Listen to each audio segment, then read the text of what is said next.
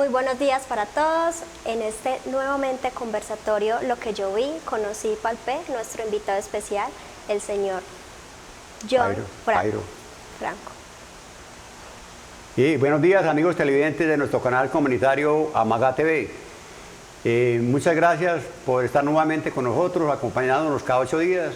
A las personas que nos ven a través del internet, los esperamos todos los jueves a las 9 de la mañana en nuestro programa nuestro programa El Conversatorio, Lo que yo vi, conocí y palpé. No porque me lo contaron, yo estuve ahí y es por ello que gracias a Dios a mis 75 años todavía tengo memoria desde 1955, cuando yo tenía 8 años de edad. Hoy queremos darle un abrazo fraternal a la familia Henao Marulanda por el fallecimiento de Margarita. Que Dios la tenga en eterno descanso, que Dios le dé mucha fortaleza a toda la familia, en especial a la señorita del Henao, que es una persona que ha hecho mucho por la cultura de nuestro pueblo. Y hoy en día nos encontramos con Jimena Muñoz, historiadora de la UPB, quien nos va a acompañar y está haciendo un trabajo muy bueno en nuestro pueblo y va a estar haciendo sus prácticas en la Casa de la Cultura relacionada con lo que es la memoria histórica. Bien, hoy, amigos, vamos a continuar con lo que veníamos hablando la semana pasada. Como no tuvimos el cuadro presente por la pandemia, de paso le deseamos una pronta recuperación a los 10 abuelitos que estaban con el COVID en nuestro centro de bienestar del anciano. Hoy lo pudimos traer y vamos a hacer un breve recuento. Aquí en la esquina arriba, esta es la calle del asilo. En la parte de arriba tenemos el almacén de don Luis Ángel Arango, que antes fue el almacén de don Orfenio Restrepo. Luego la Casa Campesina, donde también funcionó el Hogar Juvenil Campesino y Minero. Después de que salió el Hogar Juvenil Campesino de ahí, salió para donde estuvo el Liceo San Fernando. Cuando el liceo dejó de funcionar ahí y se pasó para arriba, arribita del Corazón de Jesús, entonces para allá pasaron el Hogar Juvenil Campesino. Estuvo funcionando un tiempo hasta que hicieron las instalaciones que tenemos hoy en día arriba de la calle del Trincho. Bueno, ahí está, sabemos que está el hospital hoy en día. Luego estaba el almacén de doña Oliva y que después fue la tienda de Susu. Luego estaba lo que es la Gata Negra. Y enseguida estaba el almacén de doña Fernandina Costa, que hoy en día en ese lugar hay una farmacia, en la propiedad de don Rafael Acevedo, que entre otras cosas don Rafael, algunas personas decían que era persona muy amarrada, era el más rico del pueblo, pero hay otras versiones que dicen lo contrario, porque compañeros de estudio mío, digamos Miguel Monsalve, me cuentan que el papá de Miguel Monsalve trabajó muchos años con don Rafael Acevedo y cuando los trabajadores tenían un accidente o se enfermaban, don Rafael le mandaba al mercado la casa a los trabajadores. Entonces no era que era tan amarrado, ¿cierto? Inclusive hablamos hace 8 días de que don Rafael Acevedo y su esposa doña Enriqueta García le regalaron regalaron los terrenos en Camilo C para construir la capilla o la iglesia de Camilo C, que gracias a don Juan Montoya, Enladio y Tocayo Álvarez se consiguieron los recursos para la construcción de esa capilla, de la parroquia de Camilo C. En el primer piso teníamos enseguida de la puerta de ingreso a la casa de don Rafael Acevedo, estaba la oficina del abogado Nazareno Acevedo, que era hijo de don Rafael. El doctor don Nazareno Acevedo era el que administraba una de las minas, una de las propiedades del papá, don Rafael. Tenía una mina que se llamaba Carmona del Socorro, que quedaba por la carretera que da para la ferrería. Enseguida estaba la casa de entrada de don Enrique Chavarría, que le decían al Chino. Y luego el Café 5 y 6, donde yo trabajé barriendo, trapeando, lavando vasos, pocillos, haciendo mandados cuando tenía 13, 14 años.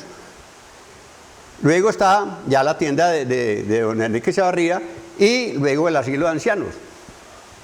Hablando del asilo, hablamos la semana pasada de cómo se conformó la Junta y tuvimos algunos datos sobre las serenatas.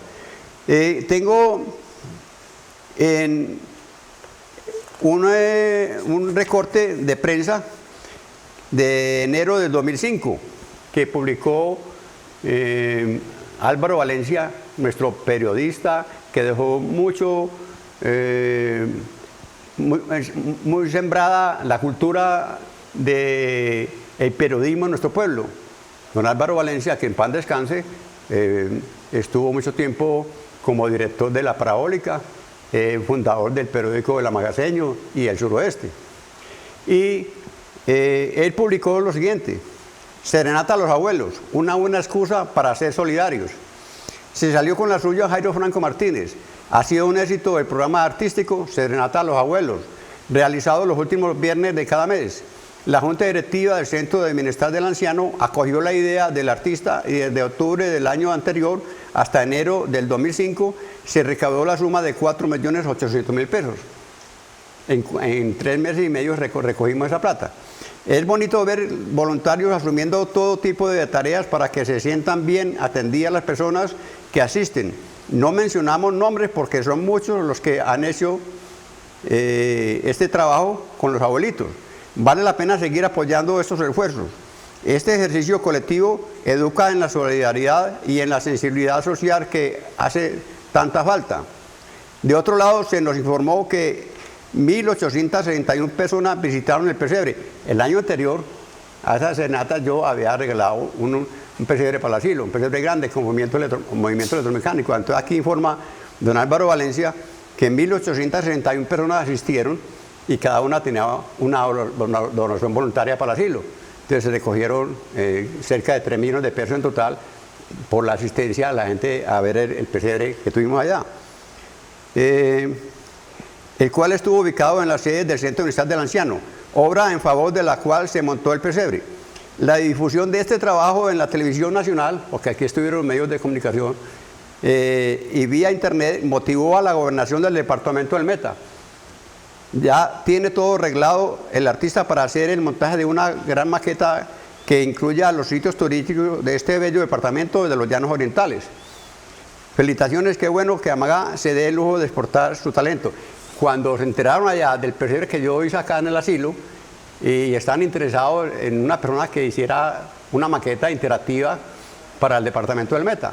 Entonces aquí estuvieron viendo el pesebre y de una vez llamaron al gobernador que diera la persona que ellos estaban buscando. Entonces contratamos con ellos y estuve 1 mes y medio en Villavicencio haciendo esa maqueta turística con los 24 atractivos turísticos del departamento, todo con movimiento electromecánico. Y esa maqueta la han tenido en la Feria Catama de Villavicencio y la han llevado a las diferentes ciudades de Colombia para promover el turismo del departamento del Meta. Bueno, nosotros en el asilo, en las serenatas tuvimos muchos artistas. Recordamos a Abra Rosa García y Gustavo Acevedo, que también ahí participaba Fabián Muriel, nuestro gerente del canal comunitario Amaga TV. Es un artista, muchos de ustedes lo han visto para la guitarra y tiene muy buen timbre de voz. Bueno, Nazareno Jaramillo y su grupo Pentagrama. Estamos hablando de los artistas que llevamos a la serenata a los abuelos. Entre ellos tenemos aquí algunos: Livia Mejía y su grupo, el dueto Muriel y Taborda, José Vélez en la fonomímica. Estaba también, en varias oportunidades tuvimos al Combo Madera, de nuestro amigo Elkin Castro, que gracias a él siempre teníamos a la mano el equipo de sonido que él lo suministraba para los eventos que teníamos en el asilo, no solamente para música en vivo, que era los lunes a las 6:30 de la tarde con entrada gratis, sino también para la serenata al abuelo, que la serenata al abuelo, valga la pena decir que era a 2.000 pesitos la entrada nomás. Como decía Pacheco, por los mismos 2.000 pesitos. Y bueno, y se llenaba, pero muy buena parte de las utilidades que nos dejaba la serenata era la venta del licor y la comida, que se vendía mucha comida y mucha aguardiente, ron, de tal clase de licores. También tuvimos a Sabino Taborda, Alberto Jaramillo y Óscar González. el viejo Marcos de Medellín, que trajimos varios artistas de Medellín, Luis Fernando Granda. Y en una oportunidad teníamos programado un artista que iba a venir, no llegó, pero en su reemplazo mandó un ecuatoriano que vino con un amigo en su carro. Y nos dijo, nosotros venimos en representación, y entonces negociamos, me parece que con 100.000 pesos y una botella de aguardiente. Oiga, para que él cantara. Y, si nos quedó mal el otro, no pudo venir. Entonces, cuadramos con eso. Y a medianoche, yo viendo que ellos iban para Medellín y yo siempre amanecía en el asilo. Yo me quedaba, apenas terminaba la serenata, yo me quedaba ayudando a las empleadas a organizar la mesa, la silla, todo eso. Y me acostaba a 1 o 2 de la mañana, dormía un ratico y a las 4 me levantaba para irme en el primer bus para Medellín. Sí. Y entonces esa noche me dio como el señor me preguntaba que si yo vivía aquí en el pueblo. No, yo vivía en Medellín. Si quieren nos vamos ahora. Y entonces terminó la serenata y me fui con ellos. Y ya ellos casi borrachos.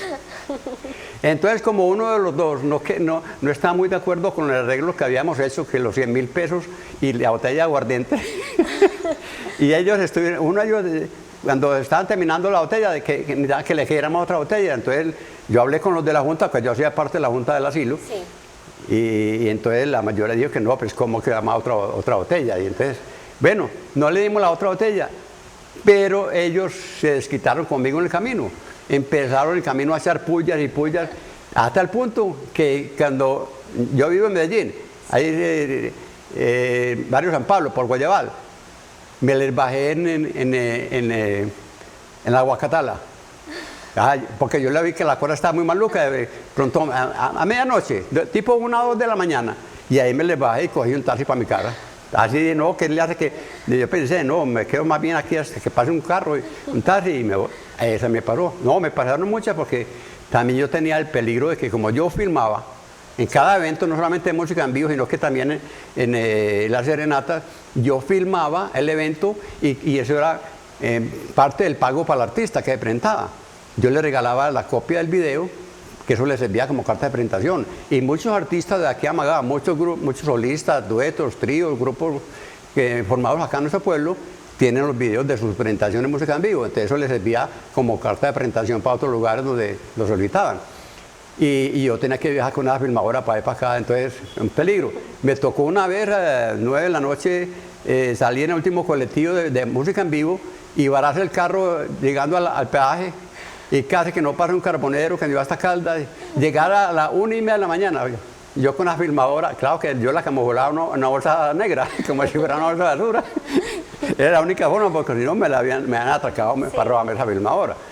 De todas maneras, en nuestro evento, nosotros también tuvimos el lanzamiento de un CD de Aura Rosa García y de Gustavo Acevedo. Aura Rosa grabó el CD y allá en el asilo fue el lanzamiento. Y allá estuvo nuestro amigo Fabián Muriel, también con su grupo de Aura Rosa. Fue todo un éxito, mucha gente. Para las serenatas, yo tenía la costumbre de que el día era el primer viernes de mes.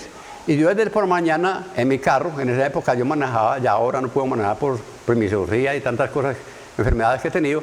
Pero en esa época yo salía en mi carro todo el día, por todas las calles del pueblo, iba a Camilo C, iba a Minas, haciendo el perijoneo. Yo le ponía el parlante arriba al carro y salía haciendo perijoneo por todas las calles del pueblo, anunciando la serenata, invitando a la gente.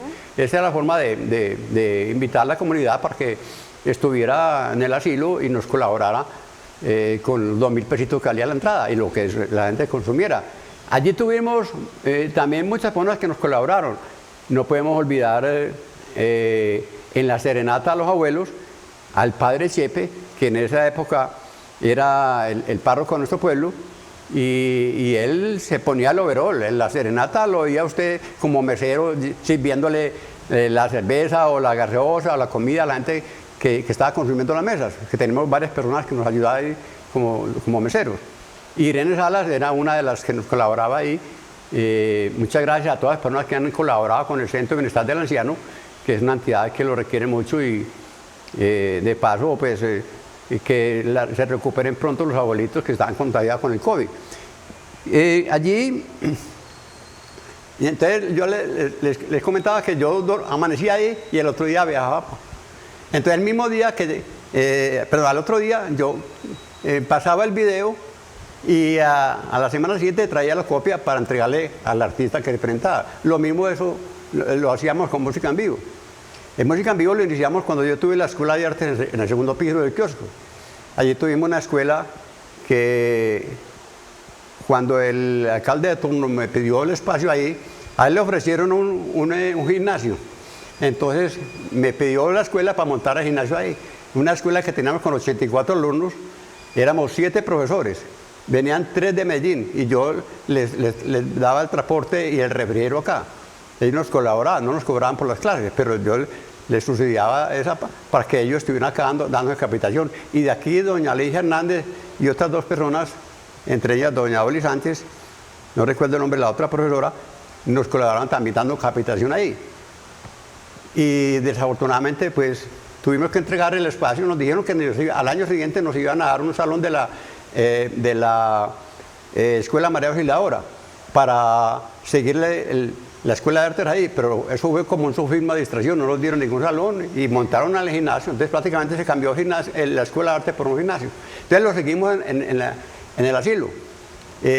Mi amigo Sabino Taborda, que en paz descanse, él me colaboraba mucho en la presentación de música en vivo y también en la serenata a los abuelos. Allá seguimos el programa, como de costumbre, los lunes a las 6:30 de la tarde con entrada gratis. Y cada 8 días pues teníamos buena afluencia de público, pero nos tocó empezar muy difícil porque los primeros 2 programas eran 5 o 6 personas nomás que iban. Y nos dio pena con una señora que vino a cantar de Medellín. Yo la traje de Medellín a cantar y habían 3 personas. Entonces tuvimos que bajar, Sabino y yo, a decirle a la gente que estaba en el atrio y que está en el primer piso del kiosco que por favor que nos colaborara, que nos daba pena con la señora que nos iba a cantar de gratis, no cobramos la entrada. Sí. Y bueno, fueron como 7 o 8 personas más, entonces se pudo hacer el evento, nos daba pena con la señora, pero después tuvimos mucha afluencia de público, se llenaba el asilo, inclusive el récord de asistencia lo tuvimos en una vereda, porque nosotros después del primer año de funcionamiento empezamos a salir a las veredas, cada mes íbamos a una vereda diferente. Y en la ferrería tuvimos el récord de más de 500 personas en el evento, oiga, en una vereda. Y bueno, en el asilo se beneficiaba mucho el asilo porque los abuelitos se alegraban mucho cuando veían la gente y los saludaban, estas cosas, les celebramos el cumpleaños y también se vendían las empanaditas, las gaseositas, las cervecitas, que eso les servía mucho el asilo económicamente. Hay una abuelita que en esa época fue la mujer más longeva de Colombia. La tuvimos en el asilo. Me tocó celebrarle el cumpleaños número 110, el 111 y el 112. Yo traía los medios de comunicación. Aquí estuvo Teleantioquia, el colombiano, en esa época la Chiva, que hoy en día es el Q. Aquí estuvieron y cada año pues venían al cumpleaños de la abuelita y la coincidencia. Cuando ella, 2 días antes de cumplir los 112 años, que coincidió con el día de una serenata, eso fue el 1 de junio del 2006, cumplía ya 112 años, y 2 días antes se enfermó y la llevaron para el hospital. Entonces el día anterior al cumpleaños, aquí estuvieron los medios de comunicación haciendo la nota para pasarla al otro día, el día del cumpleaños, y la nota se tuvieron que hacer en el hospital. Bueno, al otro día, el día del cumpleaños por la mañana, la llevaron para el asilo, y ese día teníamos programado o habíamos conseguido un grupo de Ciudad Bolívar para cantar acá en el asilo, en la serenata al abuelo. Eran como 7 o 8 integrantes, muy bien organizados, con buen vestuario y todas cosas, y buena música. Y la abuelita pues ya estaba en el asilo, enfermita. Cuando iban a empezar la tercera canción, me dice el padre Chepe, Jairo, se murió Doloritas, María Dolores Jiménez se llamaba. Se murió Doloritas. ¿Cómo así, padre? Entonces ella mismo terminó la canción, yo cogí el micrófono y le dije al público. Entonces yo hablé con el padre, optamos por terminar, era lo más lógico, terminar la serenata.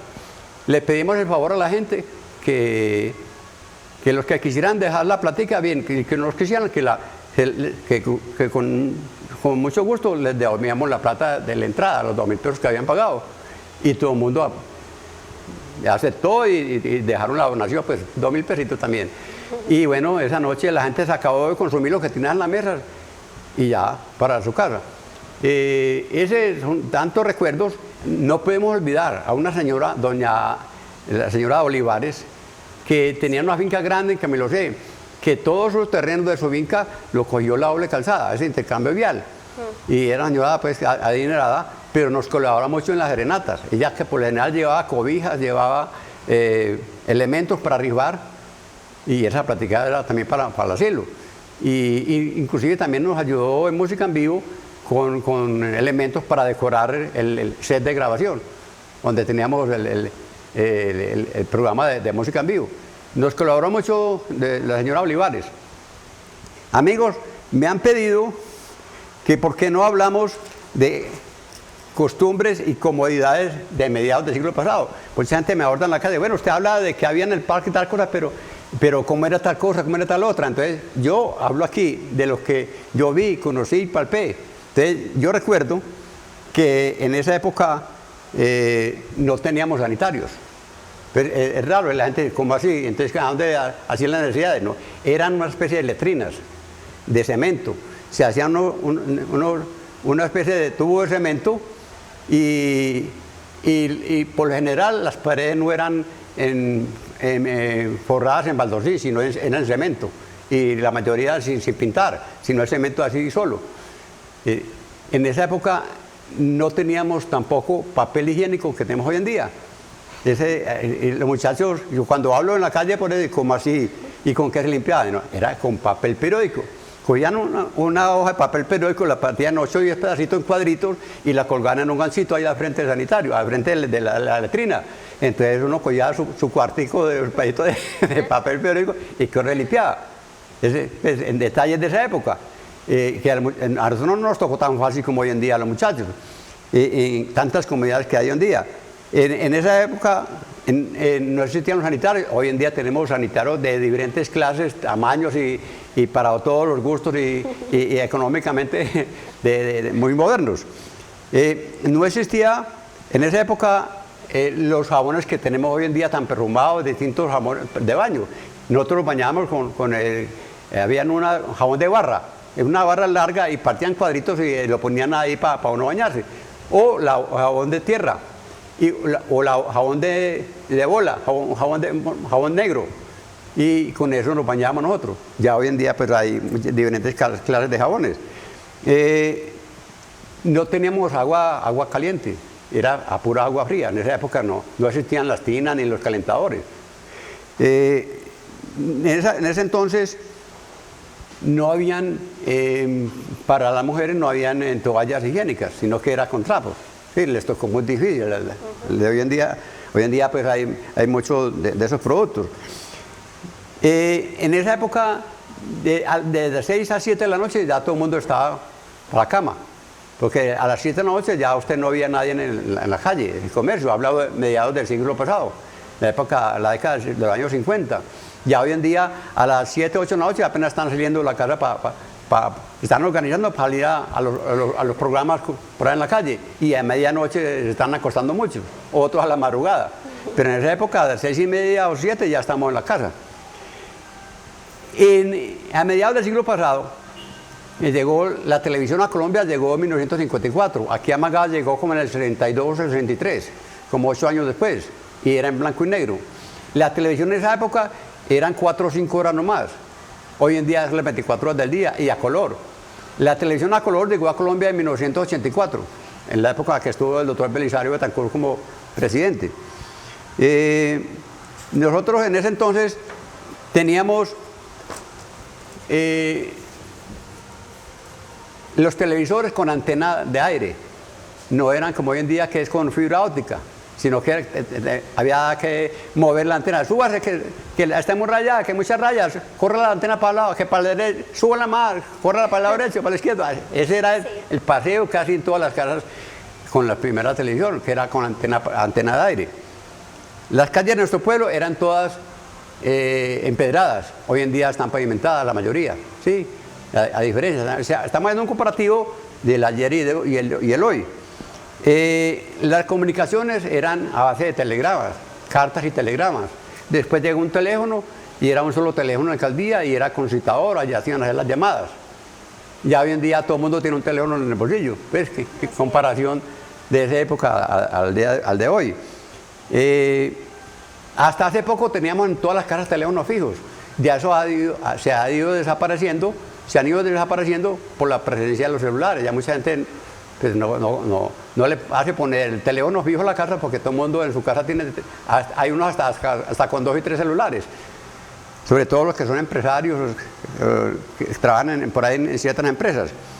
La carne había que salarla para que no se dañara, porque no había nevera. Al igual que lo que era la mantequilla y el quesito, había que mantenerla en recipiente con agua, sobre todo en recipientes de vidrio, para que no se dañaran por la falta de la nevera. Ya hoy en día pues tenemos neveras, tenemos congeladores, nevecones de diferentes estilos. Don Jairo, comunicar es transmitir y transmitir tiene que ver con la memoria colectiva. Me gustaría que nos contaras un poco por qué es importante que nuestros jóvenes, que nuestros niños se apasionen por este tipo de temas, que conozcan la historia del municipio y la historia de nuestros ancestros. Bueno, es importante porque nosotros, ante todo, debemos tener sentido de pertenencia. Si nosotros tenemos ese amor por nuestra madre, la persona que nos trajo al mundo, eso es un sentido de pertenencia y queremos saber sobre todo lo de nuestra madre. Nosotros cuando niños, que la madre nos contaba que en su infancia, cuando ya estuvo en la escuela, todo eso, entonces ese recuento de cómo era nuestra madre, cómo eran nuestros padres, a nosotros nos alegraba mucho eso y eso nos ayudaba más a aumentar ese amor, a incrementar ese amor por esos padres, ¿cierto? Nosotros debemos tener sentido de pertenencia por nuestro pueblo y es por ello que es conveniente que los muchachos conozcan nuestras raíces, cómo se formó el pueblo, que esto no nació de la nada.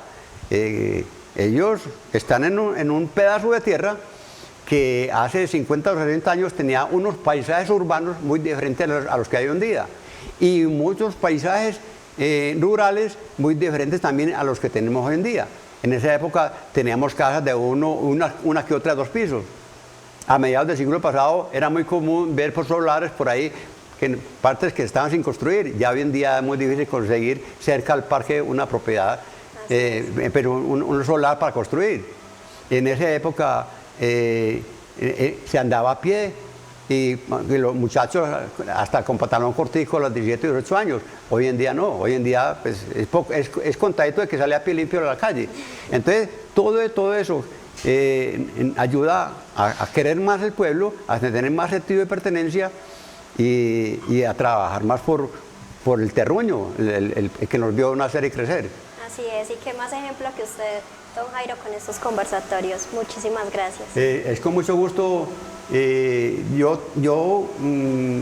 considero de que cada 8 días que estemos en el programa y que la gente nos ve y me agrada mucho cuando me abordan en la calle y me preguntan sobre los temas que hemos tratado y ahondamos un poquito más, porque como el tiempo en televisión es más bien corto, entonces uno no puede extenderse mucho, pero me agrada mucho cuando la gente pregunta, inclusive cuando salgo de mi programa en la radio, en la emisora La Voz de Amagá los lunes, mucha gente ahí en el atrio me pregunta, vea, estamos escuchando y usted dijo esto y esto y esto y cómo era en tal parte y cómo era eso. Entonces quieren saber más. Entonces, muy bueno que la gente apoye y la gente, con el solo hecho que nos escuchen y que le comuniquen a sus amigos, a familiares que también se pueden interesar por esto. Qué bueno que la gente esté al tanto cada 8 días de nuestro programa. Aquí enseguida, para terminar esta calle del asilo, enseguida del asilo teníamos la farmacia de Fernando Correa. Fernando Correa fue varias veces personero en nuestro pueblo, en varias administraciones. Inclusive fue también personero en Envigado, municipio de Envigado. Él era el dueño de la farmacia y el médico de cabecera en esa época, a mediados del siglo pasado, fue el doctor Santiago Cadavid. Era el médico de cabecera, o el médico que atendía ahí en la farmacia, porque por lo general en esa época las farmacias tenían su médico que atendía en el consultorio 1 o 2 días a la semana, o estaban presentes todo el tiempo. Y Angélica González, hija de don Gabriel Cano, era la persona que administraba la farmacia, era como la farmacéutica, ¿sí? Sí. Enseguida de la farmacia, enseguida de la puerta del asilo en esa época había una licorera, donde hoy en día hay una carnicería, Sí. ahí había una licorera. No se me olvida que cuando instalamos el pesebre más grande que yo he visto en mi vida, en la Terminal del Sur, de 284 metros cuadrados, para obras sociales, al año siguiente, con ese comité que formamos, se llama CEPROVISA, decía CEPROVISA, Comité Pro Bienestar Social de Amagá. Entonces, esa entidad fue la que, entre todos, tomamos la decisión de cómo se repartía la plata que recogemos en la Terminal del Sur, entre ellas para la construcción de la Casa de Cultura, para el hogar juvenil campesino y minero y para 50 niños del sector de minas de los albinos más pobres. Se destinó la plata. Y al año siguiente hicimos la serenata, trajimos el combo de las estrellas a la Escuela María Auxiliadora, ¿sí? Y allí tuvimos, en ese evento, tuvimos la participación de muchas personas que colaboraron con Provisa, y el licor para esa fiesta, para ese evento con el combo de las estrellas, en la Escuela María Auxiliadora, compramos todo el licor ahí. No me olvida, ahí las licoreras que había enseguida a la entrada al asilo, que Ruby Tangaribe era la administradora en esa época del asilo. Entonces enseguida estaba la farmacia de Fernando Correa, y luego la panadería de don Evelio Redondo. La panadería de Evelio Redondo queda en toda la esquina, y recuerdo que de niño, cuando yo salía a vacaciones del liceo, iba a llevar papa en un canasto para las veredas, para Camilo C, para la ferrería, para Piedecuesta, en un canasto. Y me tocaba limpiar el horno de la panadería cada 15 días. Habían 2 panaderías en esa época, en el pueblo, en la parte urbana. Y la de don Evelio Redondo, y aquí arribita de la Casa de la Cultura, antes de la esquina, en la Casa de los Carmonos, había una panadería también. Entonces yo cada 8 días limpiaba el horno, un fin de semana en uno, otro día en otro. Ese era otro de los trabajitos que yo tenía, y la parva que yo me encontraba dentro del horno era para mí, así me la regalaban. Entonces yo entraba, lo primero que hacía era entraba con un costalito de harina, y llenaba muchas veces hasta 3/4 partes hasta 1/3 parte del costalito de parva, sí, para mi casa, que éramos muchos, 13 hijos, y mi papá y mi mamá 15. Bueno, eso nos servía a todos. Hablando de anécdotas y todas de esa época de nuestro pueblo. Le recordamos, amigos, que todos los lunes a las 12 del día y a las 6 de la tarde se repite nuestro programa El Conversatorio. Vamos a tener, si Dios quiere, ahora cuando salgamos del programa, algo que yo he esperado con mucho tiempo, y es hacerle entrega a la Casa de la Cultura un trabajo de más de 3 años, que lo inicié en el 2018, y es unas maquetas, 30 maquetas de todos esos espacios que han hecho parte de la historia de nuestro pueblo. Ahorita, si Dios quiere, ya tenemos el carro que nos espera para ir por esa maqueta de las minas, a una maqueta de campo que tengo allá vamos a ir por ellas, y las vamos a ubicar, si Dios quiere, en la Casa de la Cultura, en un espacio para tener nuestro centro de historia, que la gente pueda conocer, no solamente ver a través de una pintura y a través de un recuento que es de Jairo Franco en el conversatorio, no, que vean cómo era físicamente, cómo era la planta de energía de la Policarpa Salabarrieta, que fue la primera que se fundó en Amagá en 1917, hace 105 años, la Policarpa Salabarrieta, que tenía una capacidad de 30 kilovatios hora, ¿sí? Y que después fue suplantada por una que se instaló en terrenos que adquirió el municipio de Amagá, en la ferrería. Allá se instaló la nueva planta de energía con una capacidad de más del triple, tenía una capacidad de 100 kilovatios hora. La otra tenía 30 y esta tenía 100 kilovatios hora. tenía capacidad que ya se podían instalar, digamos, las neveras eléctricas, se podían instalar los tocadiscos, las radiolas. No se podían instalar, digamos, estufas grandes, sino fogoncitos pequeños como los que habían en las cafeterías, en las heladerías. Había unos fogoncitos eléctricos pequeños de un solo puesto, esos se podían instalar. Entonces ya teníamos una mayor capacidad. Allí vamos a tener también la casa donde nació el doctor Belisario Betancur, la maqueta de esa casa, la maqueta del teatro, y que tiene un desplazamiento del techo, que se puede desplazar el techo y vemos cómo era internamente el teatro, cómo era el camerino, los camerinos, cómo era la ubicación de la butaquería, las butacas, el escenario, la casilla donde están los proyectores de cine, todo se puede observar ahí. Ahí también en esas maquetas está, digamos, la estación del ferrocarril de Piedecuesta. Mi papá trabajó allá en la estación de ferrocarril como asistente de jefe de estación. Yo iba allá a llevarle el almuerzo y me tocó montar mucho en el tren. De ahí vamos a tener esa maqueta de la estación del ferrocarril de Piedecuesta y la locomotora. Vamos a tener también ahí el viaducto, las ruinas de la ferrería, con la cubierta que le pusieron para protegerla, que estaba deteriorando, que gracias al doctor José Fernando Montoya, que consiguió los recursos cuando él fue el secretario de Educación y Cultura del gobierno de Antioquia, del departamento de Antioquia, él consiguió los recursos para proteger esa cubierta de las ruinas de la ferrería. Ahí tenemos también las minas de carbón, cómo era Carbón de San Fernando cuando la central era en Piedecuesta, de 1966 a 69 que estuve allá. Entonces, haciendo memoria cómo era, hice la maqueta con el malacate, la tolva, el coche, la carrilera y las bocas de la mina. Ahí se puede ver, inclusive ahí también hay carros, escaleras, camiones y volquetas cargados de carbón. Entonces, ahí vamos a tener todos estos espacios que han hecho parte de la historia de nuestro pueblo, incluyendo también los diferentes medios de transporte del ferrocarril, el vagón de pasajeros, el vagón de carga, el vagón planchón, la góndola, el autoferro, el tranvía. Todo esto, si Dios quiere, vamos a tener ahí, al igual que otras cosas que no hemos comentado, y si Dios quiere, la próxima semana vamos a iniciar la pintura de un mural entrando a la biblioteca.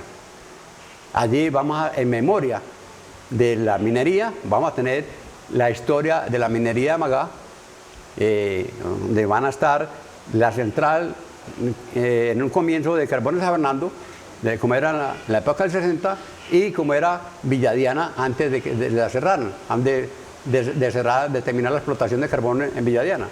Esos espacios los vamos a tener ahí y nosotros, yo creo que ya estamos próximos a terminar. ¿Cómo estamos de tiempo? Bueno, aquí nosotros en el espacio pues tenemos mucho de qué hablar en nuestro pueblo. Podemos seguir con esas curiosidades que nosotros en esa época para hacer las arepas había que juntar el fogón. Les cuento una historia en nuestra casa, ¿sí? Por eso hablo de lo que yo vi, conocí palpé, porque me tocó palpar las arepas. ¿Y cómo hacía? Mi papá, como éramos tantos hijos, a los dos mayores debíamos levantarnos a las 6 de la mañana, juntar la candela. ¿Qué era juntar la candela? Prender el fogón. Eso se llama juntar la candela. Prender el fogón, uno, y el otro, éramos dos, los dos mayores. Uno prendía la candela, juntar la candela, y el otro moría el arroz para hacer las arepas. Entonces, cuando ya prendíamos el fogón, le hacíamos chocolate a mi mamá, le llevamos a mi mamá a la cámara taza de chocolate y se levantaba el desayuno para todos 13 hijos. ¿Cómo le parece? Mi papá a esa hora ya estaba en el trabajo, pero de todas maneras mucha labor de todos ellos. Y en esa época había que hacer eso para hacer las arepas. Hoy en día ya las arepas las venden hechas. Ya hoy la gente, ya fue poquito el que hace en su casa la arepa para consumo de mismo, no, las compran hechas la mayoría de la gente. Por comodidad. En ese entonces nosotros escuchamos las novenas por la radio, novelas. Habíamos muchos noveleros, yo era uno de los noveleros que muchos muchachos del colegio salíamos a las 4:30 de la tarde, nos íbamos para la tienda de don Miguel Gallego, comprábamos bizcocho con banano. Era un caza muy bueno, banano con bizcocho, y nos sentamos en los bultos de papas o de panela o de maíz a escuchar las novelas, porque don Miguel Gallego escuchaba mucho las novelas. Recuerdo, entre otras, las de Arandú, las de Calimán. Hoy en día la gente no escucha telenovelas por la radio, sino que ve novelas en la televisión. Entonces tenemos el comparativo, ¿cierto? Ayer eran novelas, hoy en radionovelas, y hoy son telenovelas. Y en esa época la televisión era 4 horas nomás, 4 o 5 horas. Y hoy en día tenemos las 24 horas del día. Bueno, en esa época el transporte era a pie o en bestia, ¿sí? Hoy en día tenemos la bicicleta, la moto, el carro, ¿sí? Don Jairo, muchísimas gracias por compartir con nosotros estos espacios. Muchas gracias, televidentes, por hacer que estos espacios sean valiosos, y nos vemos en una próxima ocasión. Muchas gracias, amigos televidentes, por permitirnos entrar a sus hogares. Los esperamos Dios en 8 días. La repetición el próximo lunes, 12 del día y 6 de la tarde. Y que Dios los bendiga y que Dios me bendiga.